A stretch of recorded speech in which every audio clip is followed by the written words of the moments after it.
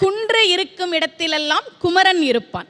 அவனுக்கு பேரே குறிஞ்சி கிழவன்னு பேரு. குறிஞ்சினா மலையும் மலை சார்ந்த இடமும், கிழவன்னா தலைவன் அர்த்தம். அவன் மட்டும் உயரத்தில் இருப்பவன் அல்ல, தன்னை வணங்குபவர்களுக்கும் உயர்வான வாழ்க்கையை கொடுக்கக்கூடியவன் முருகன். ஏன் அவனை தமிழ் கடவுள்னு சொல்றோம்? இந்த அகரத்துக்கு என்ன சிறப்பு அப்படின்னா, திருவள்ளுவர் சொல்றார், அகர முதல எழுத்தெல்லாம் ஆதி பகவன் முதற்றே உலகு. உலகத்துல உள்ள எல்லா மொழிக்கும் அகரம் முதல் எழுத்துன்னு சொல்றார். இதுல ஒரு சின்ன தப்பு இருக்க மாதிரி இல்ல? இங்கிலீஷ்ல எது முதல் எழுத்து? ஏ. லத்தீன்ல வேற இருக்கலாம், பிரெஞ்சுல வேற இருக்கலாம். ஆனா வள்ளுவர் என்ன சொல்றார்?